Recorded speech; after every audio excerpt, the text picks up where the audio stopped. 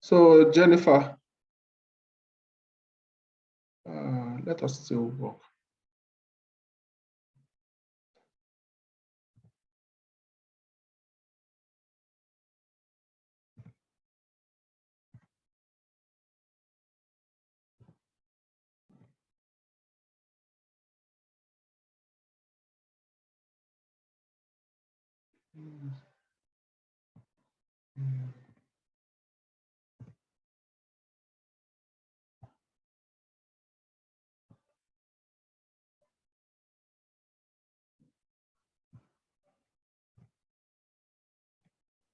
All right. Can you guys hear me? So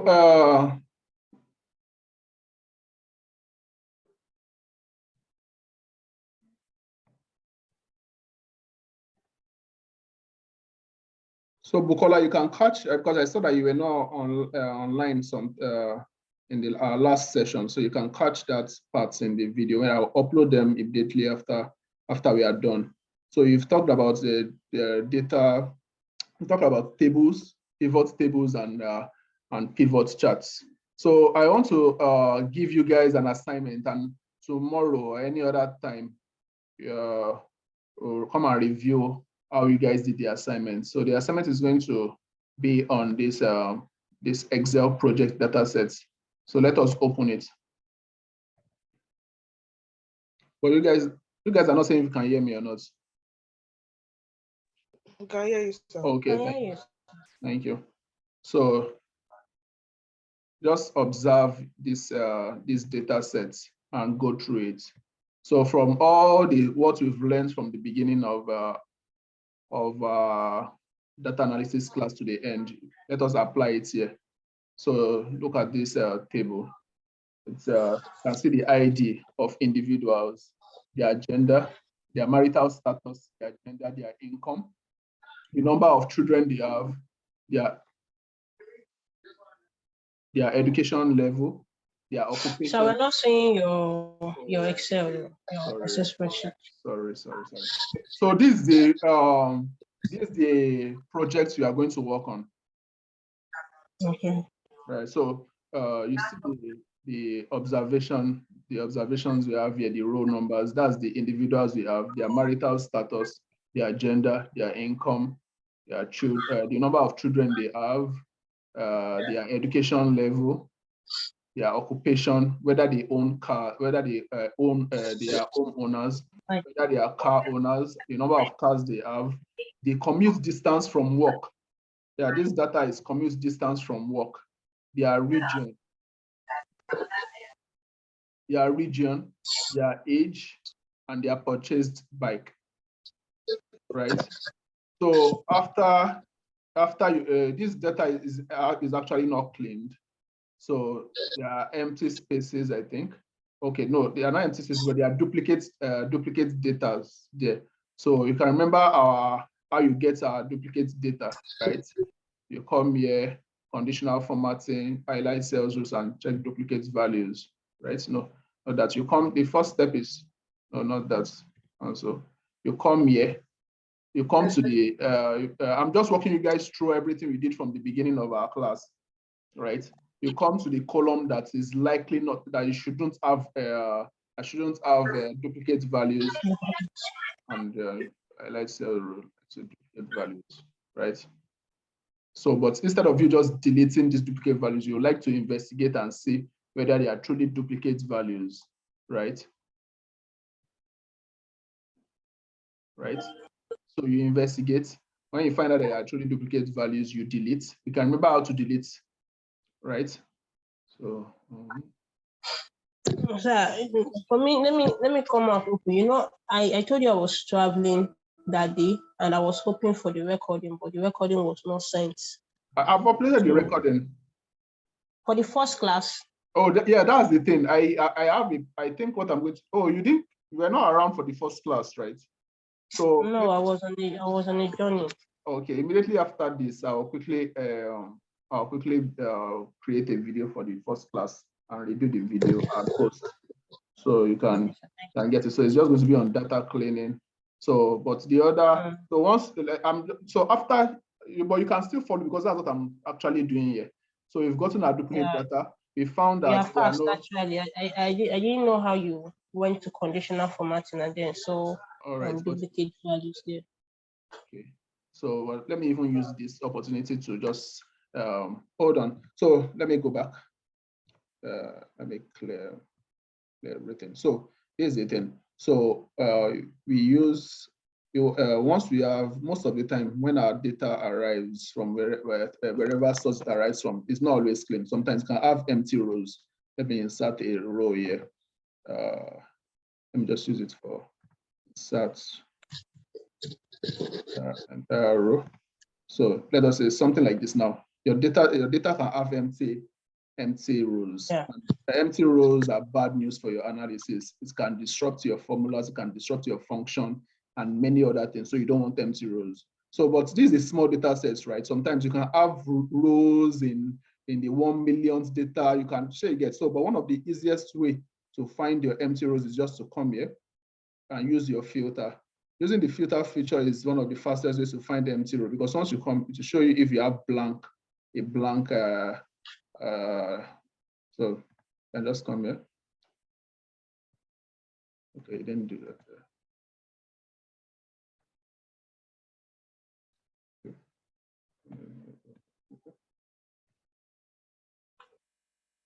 You can see that.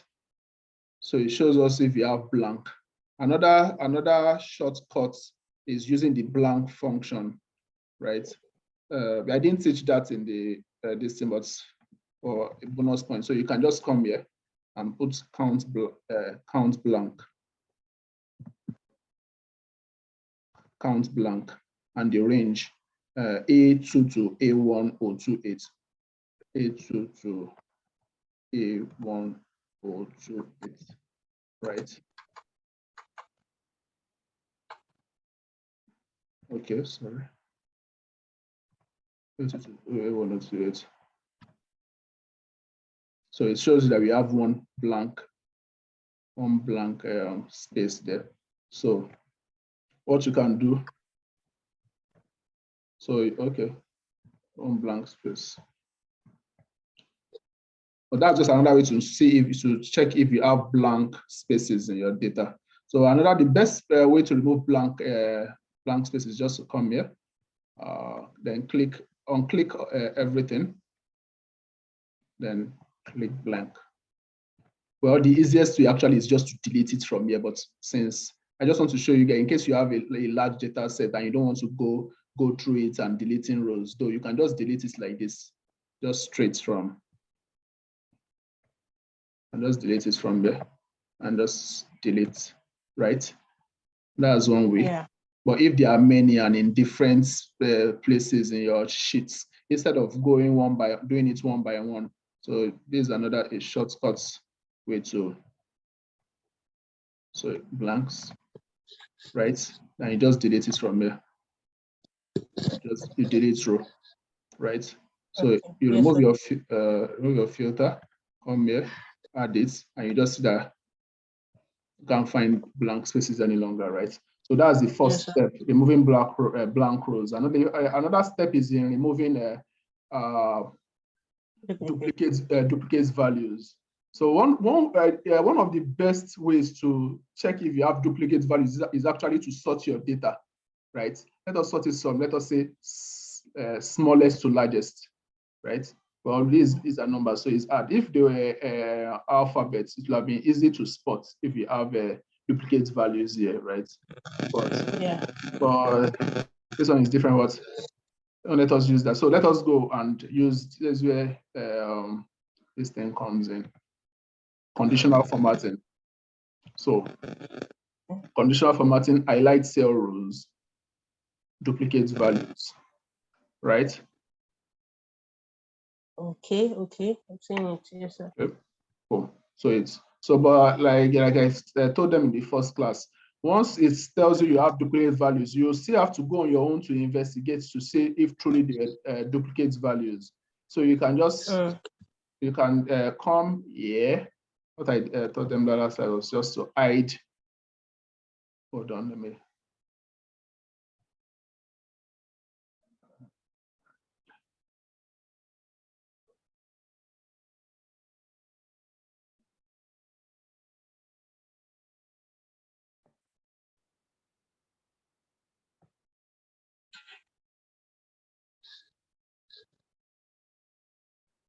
Yeah, just hide this this section because you want to just bring them together, right? You hide. Hide.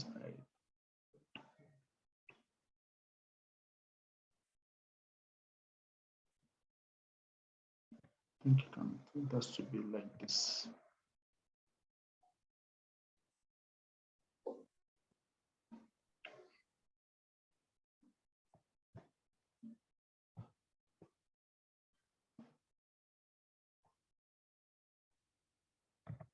So you hide them. So your data, so you just, it's not convenient, but you can just use it to just check.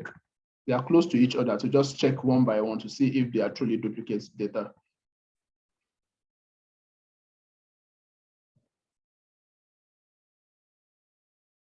I don't know if you get the idea of what I'm doing. Yeah, I do, but this one is a bit difficult. It's a bit difficult, but it's just you want to be sure that they are duplicate data, right? But they are actually duplicate data. But is the best practice is to go through them and investigate for yourself first before you delete them. But let us just click on hide this. Then the next step is just to come.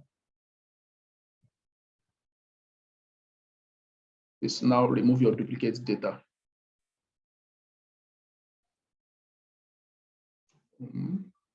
Data. Then you come here and say remove duplicates. Right? Yeah, make sure that my data as headers is clicked. Then okay. You go where to click remove duplicate.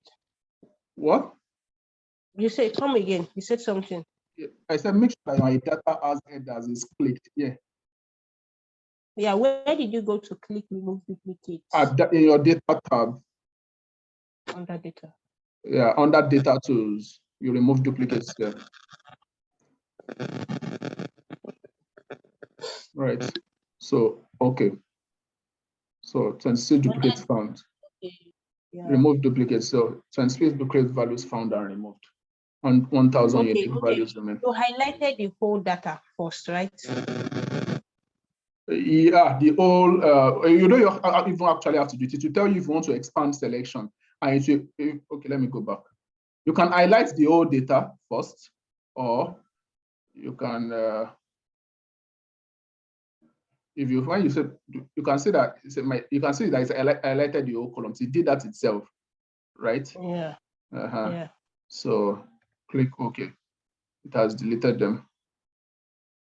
So the next step now, after knowing that you have clean data, sometimes you might want to make sure that we used uppercase, the lowercase, and the proper case to make sure that your text values and your fonts are consistent, and this is consistent enough. So maybe you don't like the way this column is just F and M, and you want to change it to female and male. You can use your find. You can remember we did that in our last session.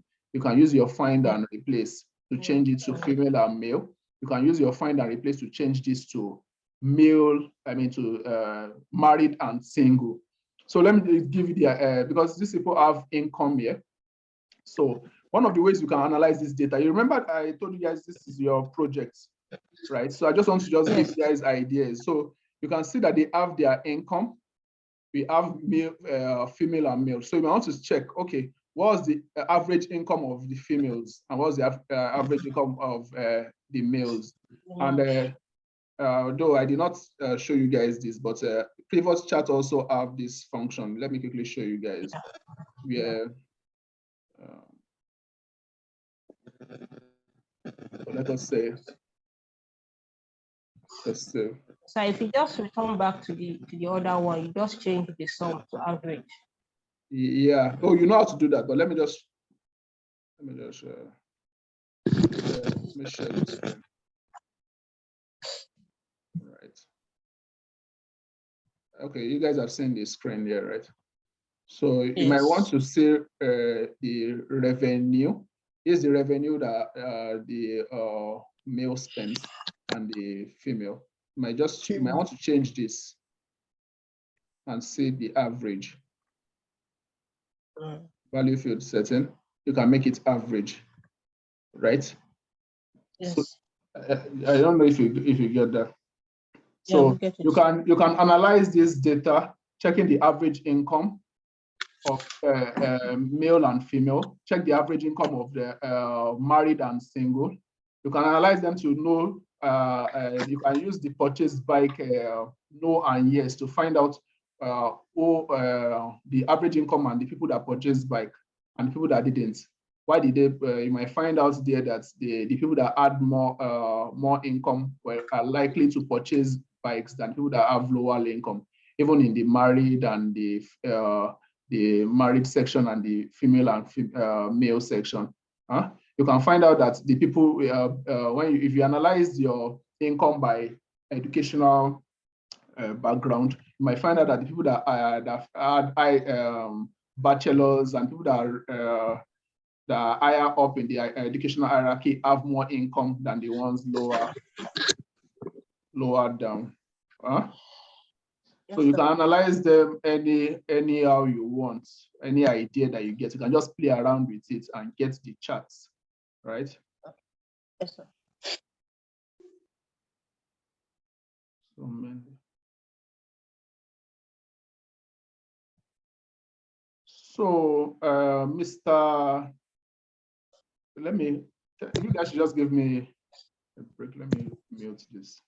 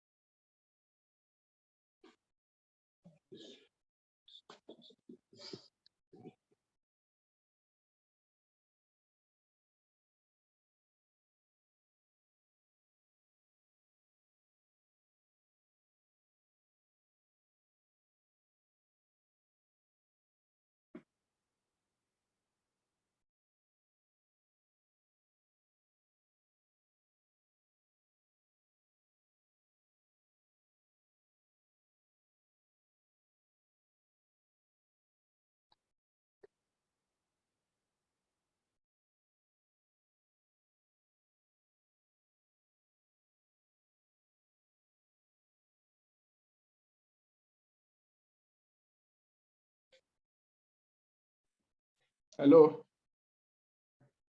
Yes, I can hear you. Yeah. So I don't think I don't know if there are any questions. So, well, I like that you guys. Yes, I missed the pivot table. Yes, How you inserted? Yeah. So I'm going to upload the video. Okay, so Did you watch the video yesterday? I have not watched it yet. So I'll upload the video so you can catch up with the tables and the. Okay, sir. Thank you, sir. Excel tables. Yeah. So I think this is our last session. This is our last session. Sir, please, can I ask a question? Yeah, I'm listening. Okay, I want to understand the concept of data cleaning. Okay. So, from what I get, data cleaning actually entails removal of blank spaces and the duplicates, and also proper organization of your table in terms of maybe the capitalization of the letters, the formation and all that. Is there any other thing? Is filtering also part of cleaning data? The point about just clean data is that you want to make sure that you don't get the wrong visualization, right? So there are deeper aspects to cleaning data. So for example, in cleaning data, you first have to understand the different type of data we have. So for example, there's the categorical data and the what's the other one? Categorical and numerical data. Under the numerical data, we have discrete and continuous data, the ordinal and nominal data. So understanding of this is deeper than just removing empty spaces, and sometimes understanding and everything and what the kind of data when you assess them, you make you to know how you want to clean them or how you want to format them. So for example, let me show you an example of a ordinal. And so for example, look at this bachelor partial college. Look at this section. Okay, so it's not showing. Okay, sorry. Let me share. Right. So look at this educational, right? So I think high school is the first on this. If you observe, these are variable here. They are called ordinal data, right? It's categorical because they are words, right? Not numbers. But they are called ordinal data, not nominal, because they can be ranked. So for example, yes, I get it. let us say partial high school is the first rank, then high school, then partial college, right? Then graduate degree, then bachelor's, right? I don't know the US style of I really don't know. Do you get the idea? So there are some categorical data that can be ranked. So for example, yes and no cannot be ranked, right? Yes. So there are some. So let us say what other ones can be ranked. But if you go through your data, you will know the ones that can be ranked. So instead of putting bachelor, you can just decide to name them as 0, 1, 2, 3, 4, 5, right? So there are different ways of how you can format your data. It's just as you have more deep understanding of because statistics too is in this understanding of statistics too. So the more you understand statistics and all this part, and the thing about this is that all when you are learning this stuff, sometimes maybe the tutor don't have the time to put to their the way they just teach people, and they just teach people a particular section and don't tell people how it all adds together. So as you get understanding of all this, you know how to make your data more clean. So you know the kind of more valuable analysis you can do on your data. So for beginners, just make sure there are no empty rows. But as time goes on, you begin to understand yourself how best you want your data. And cleaning is not just removing empty rows or removing duplicate values. Sometimes it can just be changing of the cases. Sometimes it can just be maybe you don't want this M and S. You want single and you want male and female. Sometimes it can be your dates, the format of your dates. So formatting too is part of cleaning. So I don't know if I answered your question. So yes, sir, you did. Ms. Bukola. So yeah, so I don't know if I gave an assignment. So I wish that you watch the previous video. So the assignment is on this Excel project data sheet. So what we did in the assignment, you use the same idea to analyze this data. And I think that you were with us from the first class, right? So the data. Yes, I was there. Yeah, so you clean up. This data is not clean, so you clean it up. Yeah, though they are not empty spaces, but they are duplicate values. So you remove them. Then you make sure that you go through the. Are you with us in VLOOKUP, HLOOKUP, COUNTIF, and other functions that we did?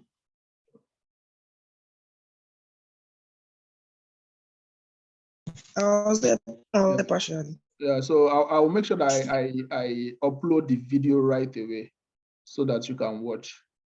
So when I get the time, I'll find out, because it's supposed to be my last day, but I'll give one more day just to know what you guys did and different ways you analyze your data. And this is another thing I want to say anyway. So if you can remember, we talked about the if function. So let us say we want to analyze our data with age.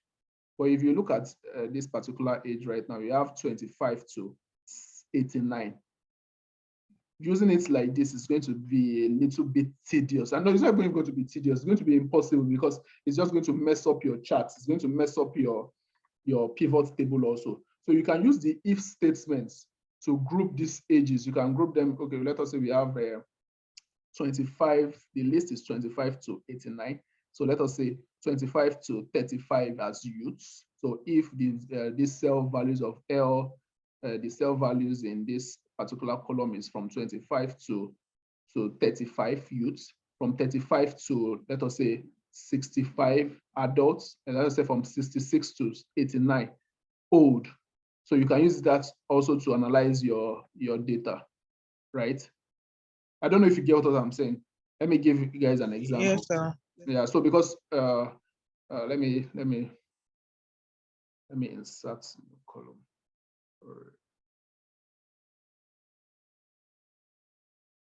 Let me insert new column. Let me name this age brackets.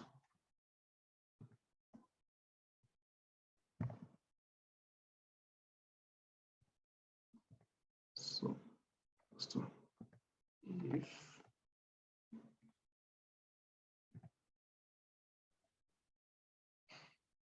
this is less than 35, than 36.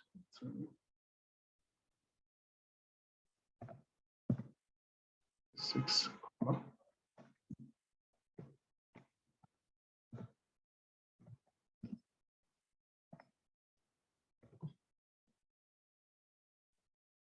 So let's do that first. This is false. Youths, right? So value if false. Can you remember the nested if statements? I'll expect you guys to research on nested if, because this Excel version I have is just the if statement. It doesn't have the ifs. Ifs would have been very easy to use, but now instead of false, we are going to nest our if in these false statements now. So if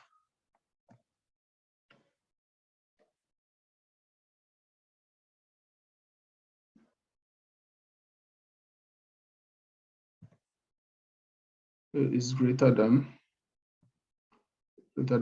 36. Okay, it's greater than 35, right? Greater than 35. Greater than 35. So adult.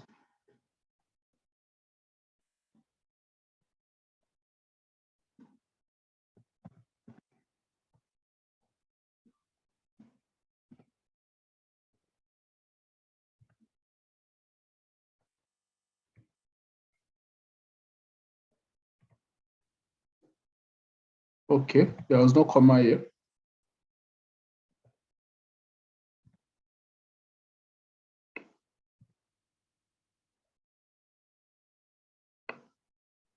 So, but if it's okay, no, let us do that. Let us say it's lesser than 66. Lesser than 66.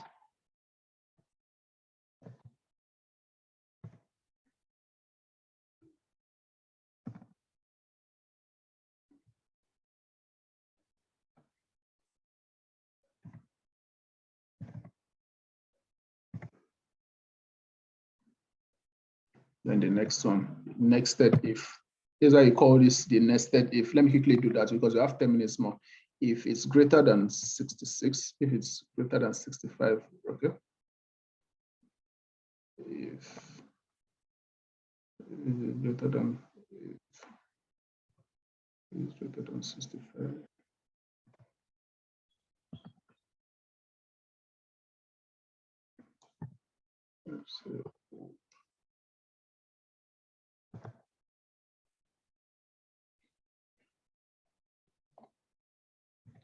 So one of the things about nested if is that they have the number of if statements you have determine the number of closing brackets you will have, right? So we see we have it has been grouped into adult, old, and youth, right? So you can use this once we plot once we insert our pivot table, you will find this section in it. So you can analyze the income according to youth, old, and adult. Abi, I don't know if you guys are getting what I just did. Yes, I get Yeah. it, sir. So immediately after this class right now, I'm going to upload so this is our last session. So I still have questions, sir. Okay, I'm just questions. Okay. Yeah, you know the blank spaces that you treated are blank spaces across a row. Yeah. The previous data set that we used, I noticed that there were blank spaces within columns, not necessarily across the rows. So how do you treat those ones? If you have blank spaces across columns, all you just have to do is just come here and just delete them just like this. Right? Just delete. Though I don't know which data sets that. I mean, you have a data set like this, and then let's say under education, maybe cell F15, there is nothing there. And you notice that there is actually something in D15, C15, L15. What do you do? So you mean that there is nothing here? Yes. Yeah, so I if saw you it have in the previous thing we used. in the what? So in the previous data set that we used. So there are some I've forgotten. So for example, if you let us say you have missing values where you're not supposed to have missing values, you have to go and consult the place the data came from to have an idea what should be there. I don't know if you get what I'm saying. So most times you'll be working with data that was sourced from. So when you are working with data, so most times you know where the source of the data is from. Most times the way I work, once I get say in the pharmacy I work, so there's a particular time I saw some values and I just knew what should be there because I understood the data set and everything. So most times going back to the source and asking them that, oh, you saw something here. Even you yourself, you will have a particular understanding of a particular data you see that is wrong. So for example, let us say you are working in a pharmacy now, you know that your highest drug, the highest price of drug you have is 500K and you saw 600, then do you understand? So once you have missing values, most times is to consult the source of the data to give you an idea of what should be there. Okay, sir. Then another question is, under the insert, you will see things like column, line, pie, like different charts. So what's the difference between this chart and your pivot charts? Okay. Under insert, right? So yes, even that's the truth about it is that even before creating your pivot chart, you can quickly just create a chart, even right now, right? Yes. I don't know, but you have to know the particular chart that will tell the story that you want. So let us choose this and choose I don't know what's can. This data. So before you don't even have to go. You don't have to go through. Though I cannot do it now. But you don't have to even get to pivot tables and pivot charts before you start plotting your charts. But the difference between pivot table and pivot charts is and the normal charts is the other functionalities that we have there. So for example, your slicers and your timeline, there's also timeline and different other ways that you can make your data more interactive, right? So that's the difference between those. Let me see if I can quickly plot a chart here. Okay, there is one here. Sum of children. Look at sum of children by community. It's even recommending different charts for us that we can. Count of ID by occupation. I don't know. Can you see my screen? Yours might not have that. Can you see? Yes, I can. And you also need to understand the charts to use for each specific occasion, right? Because the pie chart has its own limitations. It can all just display values that add to 100%. I don't know if you get what I'm saying. So you have to study all these charts so you know the best way to present your information.